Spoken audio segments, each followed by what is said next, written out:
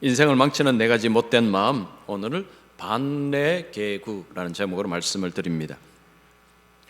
자, 우리 성도님들은 게으르다, 어떤 사람이 게으르다 하면 어떤 모습을 생각하십니까?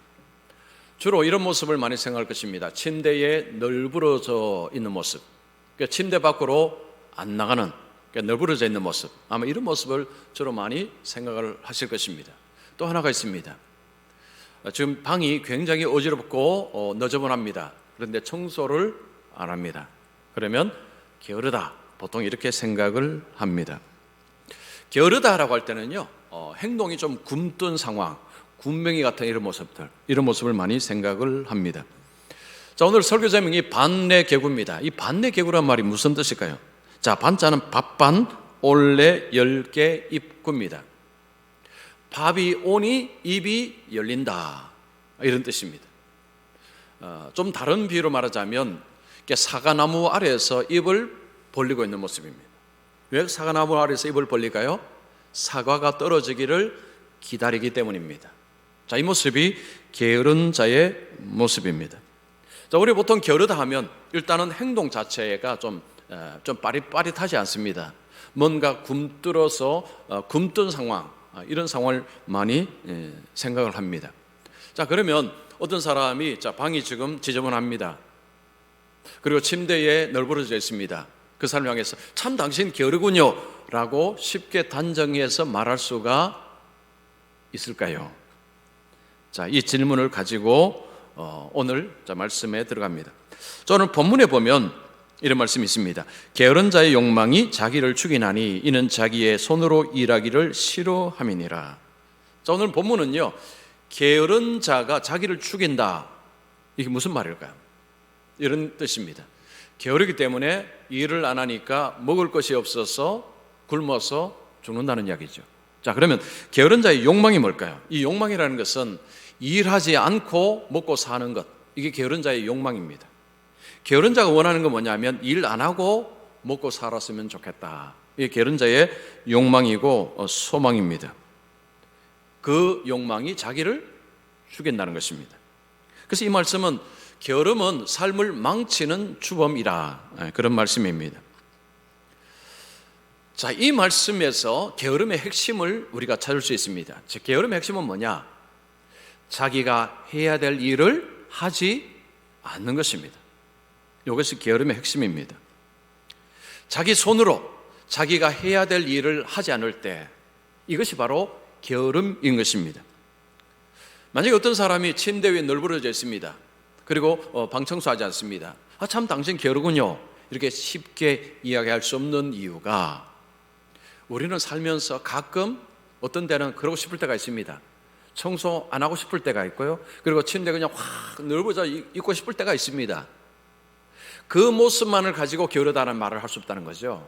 자, 게으름의 핵심은 뭐라고 했습니까? 자기가 해야 될 일을 하지 않는 것, 이것이 바로 게으름의 핵심입니다. 그래서 어떤 사람이 게으르냐, 게으르지 않느냐, 그 사람이 해야 될 일을 하느냐 안 하느냐, 이걸 보고 판단을 해야 하는 것입니다. 자, 우리가 세상에서 살면서 이런 게으른 모습은 우리에게 아무런 도움이 되지 않습니다.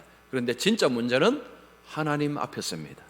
자, 하나님 앞에서 게으르게 될 때 이게 심각한 문제를 만듭니다. 자, 그러면 하나님 앞에서 게으른 자는 어떤 모습일까요? 자, 첫 번째입니다. 하나님의 일을 하지 않을 때 게으른 자가 된다. 하나님의 일은 하나님이 맡겨주신 일, 하나님이 하라고 하신 일, 이 모든 것을 지칭하는 표현입니다. 하나님께서 하라고 주신 일을 하지 않을 때 하나님 앞에 게으른 자가 되고, 그리고 게으른 자만 되는 것이 아니고 하나님 앞에서 악하다는 소리를 듣게 됩니다. 마태복음 25장에 보면 달란트 비유가 나옵니다. 어떤 주인이 돈이 많습니다. 부자입니다. 타국으로 장기간으로 가면서 종 3명에게 자신의 재산을 나누어 줍니다. 한 종에게는 5달란트를 줍니다. 어떤 종에게는 2달란트를 줍니다. 어떤 종에게는 1달란트를 줍니다. 이 1달란트의 액수가 어마어마합니다. 지금의 가치로 한 3억 정도가 된다고 합니다. 어떤 사람에게 3억을, 어떤 사람에게는 6억을, 어떤 사람에게 15억을 맡기고 먼 나라로 갑니다. 왜 그 돈을 줬느냐? 장사해서 이익을 내라는 것입니다. 5달란트 받은 자와 2달란트 받은 자는 열심으로 장사해서 배에 이익을 냈습니다. 그러나 1달란트 받은 자는 그것을 땅에 묻어두었습니다. 그리고 주인이 왔을 때 그 묻어둔 1달란트를 다시 되돌려 주었습니다. 그때 주인이 뭐라고 했습니까? 악하고 게으른 종아. 자, 주인은 게으르다라고 했습니다. 왜 게으릅니까? 주인이 하라고 한 일을 하지 않았기 때문입니다. 그리고 왜 악합니까? 주인을 불신했기 때문입니다. 이 사람은 주인을 엄한 사람, 거친 사람이라고 했습니다. 매우 거칠었기 때문에 내가 두려워서 이것을 파묻어 두었다는 것입니다. 주인은 악하다라고 했습니다. 그가 있는 1달란트도 빼앗김을 당했습니다. 그리고 주인의 즐거움에 참여하지 못하게 되었습니다. 그 게으름은 자신의 삶과 미래를 망쳐 놓았습니다. 사도 바울 역시 게으름의 핵심은 자기 일을 하지 않는 것이다 라고 이야기합니다. 여러분 데살로니가후서 3장 11절 말씀, 자 우리 같이 읽습니다. 시작. 들은즉 너희 가운데 게으르게 행하여 도무지 일하지 아니하고 일을 만들기만 하는 자들이 있다 하니. 자 여기 보십시오. 데살로니가 교회에 어떤 사람이 있는가 하니 자기가 해야 될 일은 하지 않고 남의 일에 콩나라 판나라 하는 사람들이 있었다는 것입니다. 자 이런 사람을 향해서 게으르다라고 했습니다. 자 게으른 사람이 교회에서 무슨 일을 하고 있습니까? 자기가 해야 될 일은 안 합니다. 남의 일에 자꾸 기웃기웃거리고 간섭을 합니다. 여기에 공 심으십시오, 저기에 밭 심으십시오, 이런 식으로 남의 삶에는 간섭하는데 정작 자기가 해야 될 일은 하지 않습니다. 여러분 교회에서요, 그러니까 남의 일에 잘 간섭하는 분들 가만히 보면 자기 일 열심히 안 하는 분들이 많습니다. 그래서 우리는 자기 일에 열심을 하게 되면요 남의 일에 간섭할 틈이 별로 없습니다. 그래서 어쨌든 우리가 열심으로 내게 주어진 일을 하지 않을 때 하나님 앞에서 게으르다는 소리를 듣지 않습니다. 근데 내 일을 하지 않고 남의 일에 판나라 감나라 하게 되면요 하나님 앞에 악하다, 게으르다라는 소리를 듣는 것입니다. 잠언 24장 30절에 32절 말씀 보면 해야 될 일을 하지 않을 때 어떤 일이 발생하는가를 우리에게 말씀합니다. 자, 이 말씀 같이 읽습니다. 시작. 게으른 자의 밭과 지혜 없는 자의 포도원을 지나며 본즉 가시덤불이 그 전부에 퍼졌으며 그 지면에 거친 불로 덮였고 돌담이 무너져 있기로 내가 보고 생각이 깊었고 내가 보고 훈계를 받았노라. 자, 어떤 사람의 밭을 봅니다. 이 밭을 보니까 게으른 자의 밭인데 게으른 자의 밭에 지금 어떤 모습입니까? 거친 풀로 덮이고 그리고 가시덤불로 아주 퍼져 있습니다. 돌담이 무너져 있습니다. 열매가 없습니다. 밭인데 열매가 없습니다. 땅이 황폐화되어 있습니다. 왜 이런 일이 벌어졌습니까? 이 밭의 주인은 그 가시덤불이 일어날 때 그걸 빨리 제거해야 됩니다.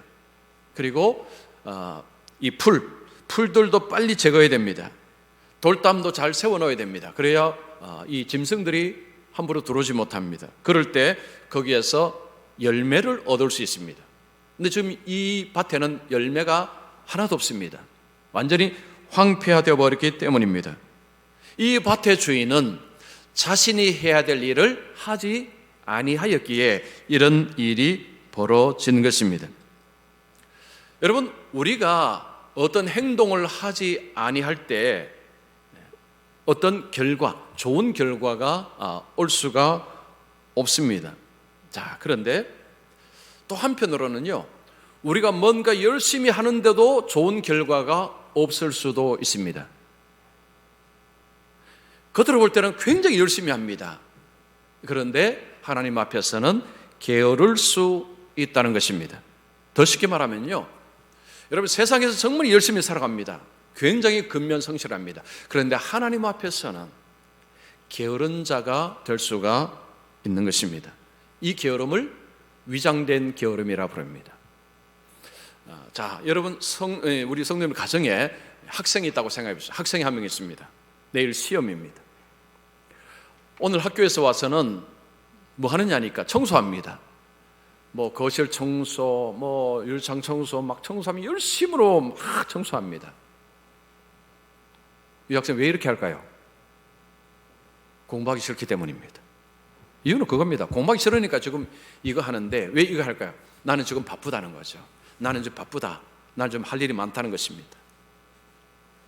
자, 그 자녀에게 뭐라고 이야기하시겠습니까? 야, 그거 그만둬. 너 청소 안 해도 돼. 공부해, 공부. 공부해. 내일 시험 치는데 공부를 해야지. 너 지금 뭐 하고 있니? 아니, 나 좀 바빠. 나 좀 이거 해야 돼. 이게 바로 위장된 게으름입니다. 겉으로 볼 때는요, 굉장히 바쁘게 삽니다. 열심히 살아갑니다. 굉장히 근면하고 부지런합니다. 그런데 하나님 앞에서 할 일을 하지 않습니다. 이게 바로 하나님 앞에서의 게으름입니다. 자, 우리의 삶에 하나님 앞에서 하나님께서 우리에게 하라고 하신 일을 나는 얼마나 하고 있는가, 이것이 중요합니다. 어떤 지금 그냥 뭐 침대에 널브러져 있는 모습, 청소 안 하는 모습, 이 모습이 중요한 게 아닙니다. 하나님 앞에서 하나님이 하라고 하신 일을 과연 열심히 하고 있느냐, 이걸 우리가 생각해야 됩니다. 자, 우리가 어떤 게으름이 있으면요, 게으름을 계속해서 유지하는 습관이 있습니다. 여러분, 게으름을 계속 지속시키기 위해서 우리에게 동기부여하는 것이 있습니다. 이게 바로 핑계입니다. 핑계가 계속해서 게으름을 피도록 만듭니다. 한 달란트 받은 자는 뭐라고 핑계를 댔습니까? 주인은 엄한 사람이기에 내가 이 한 달란트를 땅에 묻었습니다 라고 핑계를 댔습니다. 그러니까 이유가 있다는 거죠. 게으름은 항상 핑계로 인해서 계속해서 발전을 합니다. 핑계는 다른 사람에게 하지만 사실은 자기를 설득하는 것입니다. 그래서 내가 어떤 게으름을 부릴 때는요, 계속해서 내 안에서 핑계를 생산해냅니다. 그리고 계속해서 게으름을 부립니다. 누가 이런 말 했습니다. 핑계는 아무것도 하고 싶지 않은 사람의 도피처다. 자, 다시 말씀드립니다. 핑계는 아무것도 하고 싶지 않은 사람의 도피처다. 참 좋은 말입니다. 자, 그러면 왜 이렇게 핑계를 댈까요? 그 핑계를 해부해 보니까 그 안에 나르시시즘이 들어있습니다. 여러분, 나르시시즘이 뭘까요? 이런 것입니다. 자, 아침에 거울을 봅니다. 너무 이뻐. 너무 이뻐.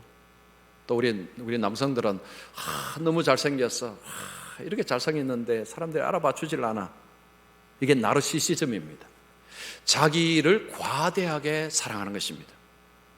이 게으름은요, 이 게으름을 가만히 보면 그 핑계를 가만히 보면 그 속에 나르시시즘이 들어있다는 것입니다.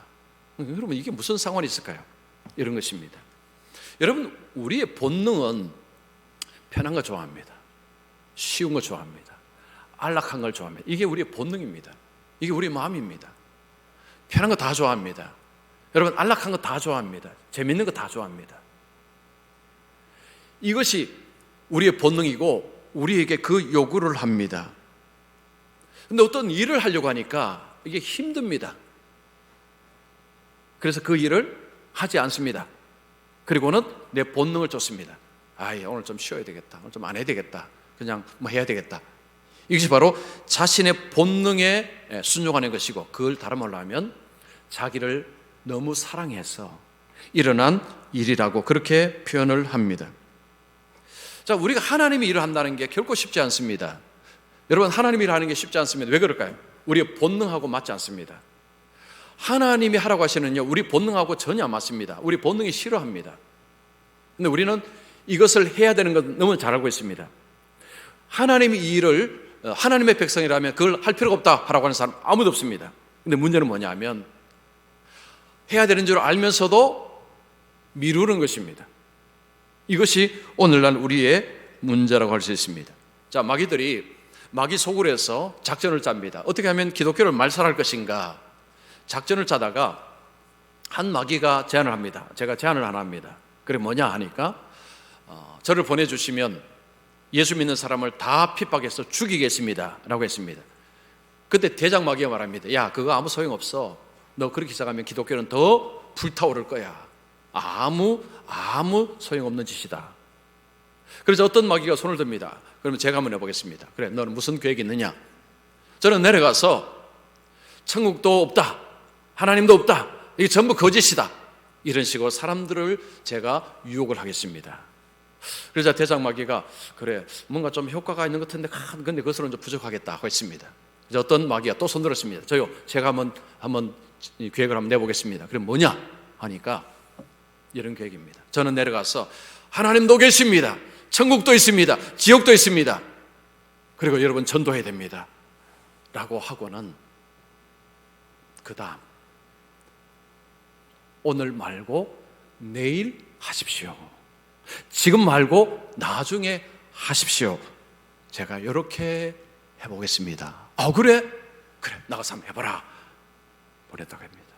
여러분 이 전략이 먹히고 있을까요? 안 먹힐까요? 예, 여러분이 답해보시기 바랍니다. 마귀는요 지금 하지 말고 좀 여유가 되면, 좀 시간이 되면 그때 해라고 부추깁니다. 그러면 내 마음은 어떻습니까? 그래 뭐 지금 할 일도 많은데 바쁜데 굳이 뭐 이러면서 자꾸 미뤄지게 되는 것입니다. 여러분 세상에서도 게으른 자는 성공 못합니다. 중국의 우간린이라는 교수가요 100명의 기업가들에게 물어봤습니다. 어떤 직원을 가장 꺼리는가? 첫 번째, 핑계대면서 일 안 하는 직원, 퇴출 첫 번째라는 거죠. 여러분 세상에서는 그래도 대부분 열심히 살아갑니다. 왜 그럴까요? 먹고 살아야 되기 때문에. 그러면 하나님 일을 자꾸 왜 미룰까요? 지금 당장 먹고 사는 문제가 아니기 때문입니다. 자, 여러분 어떻습니까? 지금 하나님 보실 때에 하나님은 나를 어떻게 보실 것 같습니까? 혹시 게으른 자라고 보실 것 같다는 생각은 들지 않으십니까? 여러분 자신 한번 보시기 바랍니다. 자, 두 번째입니다. 여러분 게으름의 문제는 어떻게 해결하느냐? 목표를 세워야 됩니다. 성령적인 삶의 목표를 따라 살 때 게으름은 극복됩니다. 게으른 자는요 삶의 목표가 없습니다. 여러분 삶의 목표가 분명한 사람은 게으른 삶을 살 수가 없습니다. 게으른 자도요 삶의 희망 하나는 가지고 있습니다. 여러분 삶의 희망하고 삶의 목표는 구분되어야 됩니다. 예를 들면 이렇습니다. 길거리에서 리아카에서 호떡을 파는 사람이 있습니다. 자, 이 사람이 길에 다니는 그 고급 승용차를 봅니다. 벤츠, BMW, 렉서스 이런 차를 보면서 나도 저런 차 좀 몰았으면 좋겠다. 날마다 호떡을 팔면서 그 차들 보면서 나도 저런 차 몰았으면 좋겠다. 이 사람에게는 희망사항일 뿐입니다. 자, 똑같이 호떡을 파는 사람이 있습니다. 이 사람은 자신의 이름으로 가게 하나 내는 것이 삶의 목표로 정했습니다. 그리고 나서는 가게 하나 내는데 돈이 얼마나 드는가를 조사해 보니까 한 1억이 듭니다. 자, 그러면 내가 오늘부터 하루에 호떡을 몇 개를 팔아야 되는가를 계산합니다. 하루에 호떡을 예를 들면 100개를 팔아야 되는구나. 그러면 그 가게를 위해서 오늘 하루 목표가 뭡니까? 호떡 100개 팔기입니다. 이렇게 하다 보면 어떤 날은 아침에 가기 싫은 날이 있습니다. 그래도 꾸역꾸역 나갑니다. 왜냐? 오늘 호떡 100개 팔아야 되기 때문에. 삶의 목표가 분명하면요 사람이 그것이 동기부여가 돼서 힘들어도 다시 나가게 되고 또 하게 됩니다. 그래서 삶의 목표가 분명하면 삶의 목표가 사람을 움직이게 만듭니다. 뭔가를 하게 만듭니다. 그러나 그냥 희망사항은요 아무 도움이 안 됩니다. 목표가 분명해야 됩니다. 자, 그러면 여러분 예수 믿는 사람의 목표는 무엇이어야 할까요? 자, 우리 고린도전서 10장 31절 말씀, 잘하는 말씀입니다. 같이 읽습니다. 시작. 너희가 먹든지 마시든지 무엇을 하든지 다 하나님의 영광을 위하여 하라. 자, 이건 우리가 잘 아는 말씀이고 늘 우리가 자주 듣는 말씀이죠. 자, 우리가요 우리의 삶의 목표는요 궁극의 목표는 하나님의 영광입니다. 내가 먹든지 뭘 하든지 하나님의 영광을 위해 살라고 하셨기 때문에 내가 사는 이유가 하나님의 영광을 위해서입니다. 내가 먹는 이유가 하나님의 영광을 위해서입니다. 내가 돈 버는 이유도 하나님께 영광을 돌리기 위해서입니다. 자, 하나님께 영광이 된다는 것은 하나님께 기쁨을 드리는 것입니다. 하나님의 이름을 존귀하게 올려드리는 것입니다. 그러면 이 큰 목표를 위해서 또 세부 목표가 필요합니다. 하나님께 영광이 되는 삶을 살기 위해서 우리가 어떤 걸 할 수 있을까요? 예배입니다. 자, 우리가 이런 것들입니다. 그러면 내가 예배를 잘 드려야 되겠다. 그러면 어떤 목표를 세울 수 있습니까? 주일날 예배 빠지지 않기, 주일날은 예배 참여하기, 이런 것들을 삶 속에 하나씩 이렇게 작은 목표로 설정을 하는 것입니다. 그 작은 목표를 하나씩 이루어가는 이것이 그 다음에 큰 목표를 이루는 길입니다. 자, 하나님 앞에 게으른 자가 되지 않기 위해서는요, 주의 영광을 위해서 이런 목표가 우리에게 있어야 된다는 것입니다. 이게 없으면 100% 게을러집니다. 여러분, 세상에서 아무리 열심히 일하고 아무리 근면한 사람이라고 불릴지라도 하나님 앞에서는 100% 게으른 자가 될 수밖에 없습니다. 어떤 분이 이제 삶이 좀 힘들었습니다. 목사님께 와서 이제 상담을 요청합니다. 목사님, 요즘 삶이 좀 힘듭니다. 제가 좀 어떻게 하면 좋겠습니까? 목사님이 그래요. 그러면 기도 생활에 좀 힘을 좀 내 보십시오. 그러자 이제 그분이 이야기합니다. 그 젊은 이제 남자 성도였는데 참 집에서 기도하는 것도 쉽지 않고 그리고 직장에 기도하는 것도 쉽지 않습니다. 그래요. 그러면 새벽에 교회에 나와서 기도 한번 해보시기 바랍니다. 그러자 그분이 근데 목사님, 제가 새벽에 나오면 잠을 줄여야 되기 때문에 그러면 직장에서 일하는 게 문제가 생깁니다. 이미 핑계를 가지고 있죠. 새벽에 못 나오는 핑계를 이미 가지고 있습니다. 그래서 목사님이 더 이상 이야기하지 않았습니다. 그냥 어쨌든 뭐 기도 생활 해야 됩니다 하고 이제 돌아갔습니다. 얼마 후에 이분이 새벽에 나오기 시작했습니다. 보통 이럴 때는 굉장히 궁금합니다, 목사들이. 나중에 이제 만났습니다. 만나서 물은 거죠. 아니, 어떻게 나오게 됐습니까? 이분이 그런 이야기 했습니다. 목사님 만나고 나서 머릿속에 새벽기도 나가야 되는데 이 생각이 계속 들더랍니다. 그런데 지금 핑계는 되는 거죠. 내가 새벽기도 나가면 피곤해서 일을 못한다. 그래서 안 나가다가 한번 나와봤다고 합니다. 나와서 기도해 보니까 좋습니다. 그래서 이분이 어떻게 했냐면 잠을 좀 일찍 자자는 거죠.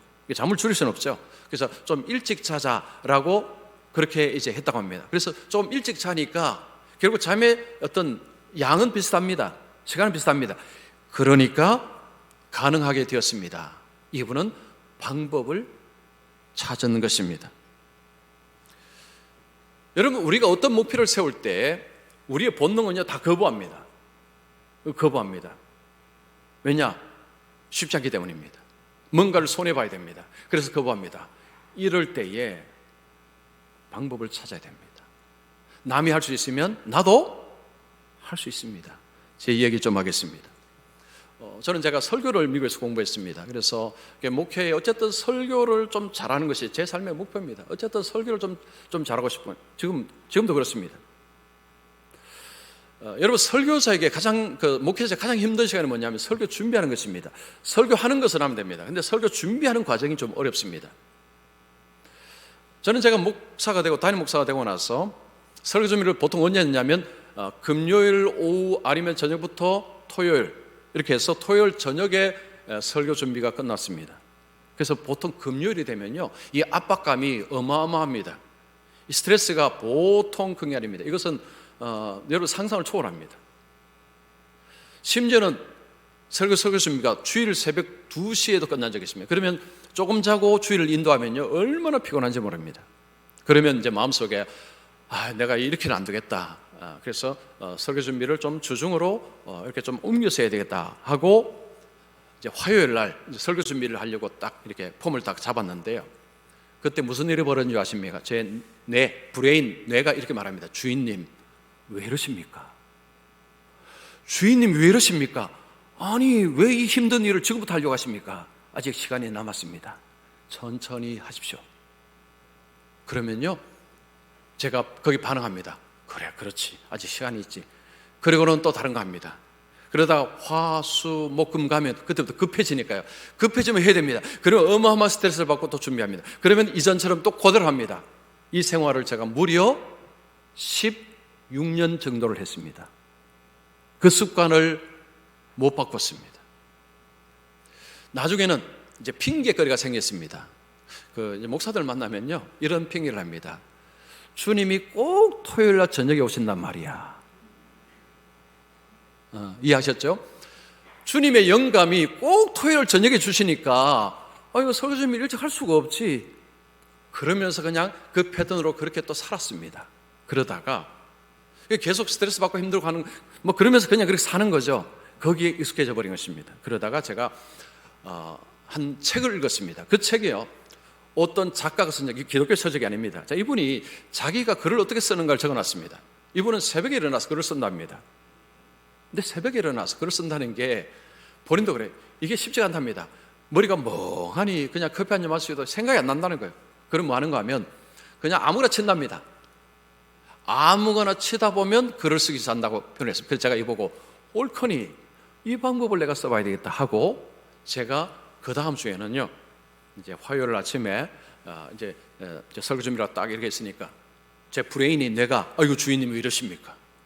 주인님 이제 화요일입니다. 이러지 마십시오. 너무 힘듭니다라는 거예요. 근데 제가 뭐라고 하지 않지만 제 뇌에게 아니야, 나 지금 설교 준비하는 게 아니야. 그냥 한번 쳐보는 거야.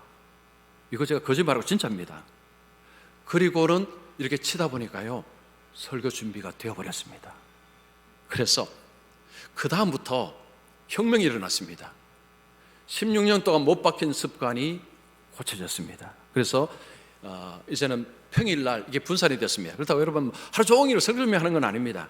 그런데 이것이 분산되니까요, 그 전에 이 엄청난 스트레스가 사라졌습니다. 엄청난 부담감이 사라졌습니다. 그리고 더 중요한 것은 평일날 이게 설교 준비에 몰입을 해야 되거든요. 여러분, 몰입은요 즐거움을 만들어냅니다. 그래서 시간이 있으니까 몰입을 할 때요, 이게 즐겁습니다. 엄청난 변화가 일어난 것입니다. 정말 설교를 좀 더 잘해보고 싶은 이런 어떤 삶의 욕망이요, 끊임없이 방법을 좀 찾다가 방법을 찾고 지금은 굉장히 지금 좋아졌습니다. 그래서 지금은요, 월요일 저녁에 제 뇌에게 명령을 내립니다. 이것도 사실입니다. 뭐라고 하냐면, 내일 새벽기도 마치고 설교 준비하는 것도 알지? 이러면요, 내가 주인님 알겠습니다. 여러분, 이게 소설 아닙니다, 이거. 진짜 그렇게 합니다. 그러면 새벽기도 마치고 설교 준비를 하기 시작합니다. 제가 무슨 말씀을 드리고자 하냐면요, 주를 위해서 우리가 뭔가를 잘해보겠다는 목표를 설정하는 거, 이게 정말 중요합니다. 그리고 남이 한다면 나도 할 수 있습니다. 다른 사람이 한다면 나도 할 수 있어요. 방법을 못 찾아서 그렇습니다. 우리는 그러죠. 정말 대단하십니다. 저보고 대단하다 분이 계세요. 왜냐하면 본인은 이걸 못하니까. 그래서 내가 대단한 게 아니라 방법을 찾으면 됩니다. 그런 이야기합니다. 우리가 주를 위해서 목표를 잡으셔야 돼요. 내가 주를 위해서 어떻게 살아야 될 것인가. 여러분, 이거 안 하다 살면 하다 보면, 나에게 하다 보면요, 나중에 아무것도 못하고 주님 앞에 설 수 있습니다. 그러다가 이 악하고 게으른 종아, 이런 소리 들을 수 있습니다. 저는 그 소리 안 듣고 싶습니다. 우리가 다 부족합니다. 다 부족합니다. 모든 걸 다 잘해낼 수 없습니다.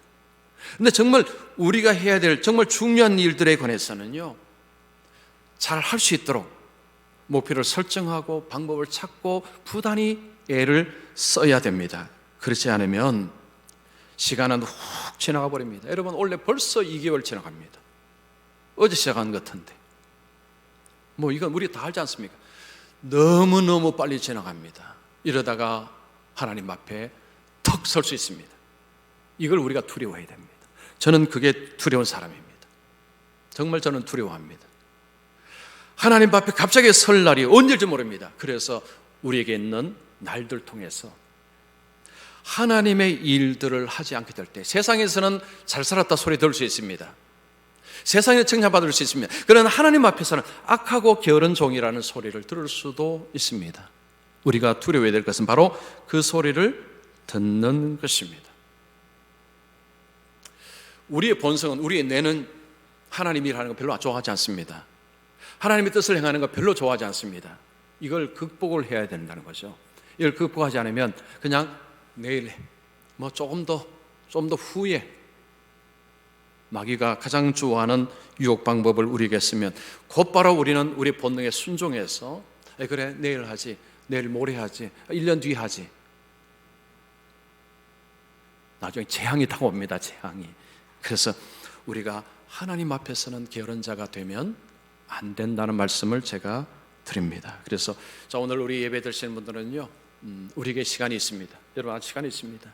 시간이 있을 동안에 하나님 앞에 목표를 설정하시고, 작은 목표를 설정하시고, 하나님의 영광이 되는 삶을 내가 뭘 해야 되는가, 그리고 그것을 하나씩 하나씩 이루어가는 삶을 살아보십시오. 그럴 때 내 마음에 즐거움이 찾아옵니다. 그리고 보람이 찾아옵니다.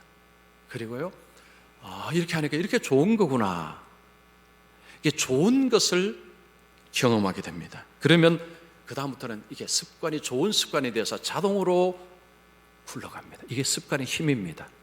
그래서 저는 우리 성도님들이 이런 좋은 습관을 가지고 와서 하나님 앞에 게으른 자가 되지 마시고, 하나님 앞에서 부지런한 자, 하나님께서 주신 삶의 어떤 일들을 잘 감당해 내셔서 이런 소리 들으시기 바랍니다. 착하고 충성된 종아, 내 주인의 즐거움에 참여할지어다. 이 복된 소식을 듣는 우리 모든 성도님들 되시기를 축원합니다.